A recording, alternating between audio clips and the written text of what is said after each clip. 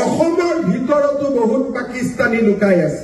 Cricket খেলত পাকিস্তান জিকিলে বোমা ফুটাই আৰু ফেচবুক ছচিয়েল মিডিয়া পাকিস্তান জিন্দাবাদ পোষ্ট লিখে। আমাৰ ধিঙৰ আমিনুল ইছলামৰ দৰে মানুহ ইয়াত বহুত আছে। আমাৰ MP গৌৰৱ গগৈয়ে পাকিস্তানত 15 দিন থাকি আহিছে। ক'ত মগজ মাৰি আছিলে 15 দিন? কোনে খুৱাইছিলে, কোনে ৰাখিছিলে, ক'ত গৈছিলে? পাকিস্তানত যাব লাগে। আৰু যাব পৃথিৱীত জেগা নাই। পাকিস্তান আমাৰ যিমান শত্ৰু, অসমৰ নিমখ খাই অসমীয়া মানুহৰ ভোট লৈ যোনে পাকিস্তানত জিন্দাবাদ দিয়ে সি তাতকৈ ডাঙৰ আমাৰ শত্ৰু।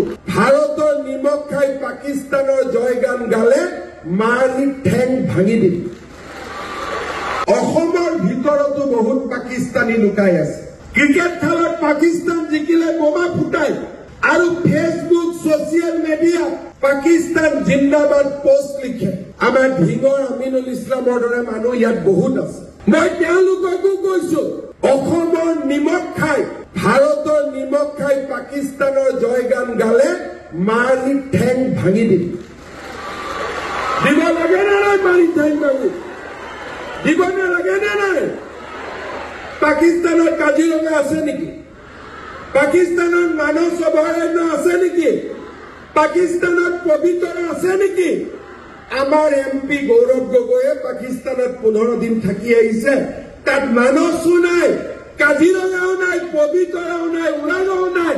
ক'ত ক'ত মগজ মাৰি আছিলে আমাক জনাব লাগে নে নাই? লাগে নে নাই? ক'ত মগজ মাৰি আছিলে? ক'ত মগজ মাৰি আছিলে 15 দিন? কোনে খুৱাইছিলে, কোনে ৰাখিছিলে, ক'ত গৈছিলে? অসমৰ ৰাইজৰ জনাৰ অধিকাৰ আছে নে নাই? কোনোবাই কয় পাকিস্তানত যোৱাটো ভুল নহয়। পাকিস্তানত যাব লাগে। আৰু যাব পৃথিৱীত জেগা নাই। আমেৰিকা নাই, ইংলেণ্ড নাই, ভূটান নাই, কাজিৰঙা নাই, পবিতৰা নাই। যাবৰ কাৰণে বিচাৰি পাই পাকিস্তান। পাকিস্তান আমাৰ যিমান শত্ৰু, ভাৰতত নিমখ খাই অসমীয়া মানুহৰ ভোট লৈ যোনে পাকিস্তানত জিন্দাবাদ দিয়ে সি তাতকৈ ডাঙৰ আমাৰ শত্ৰু।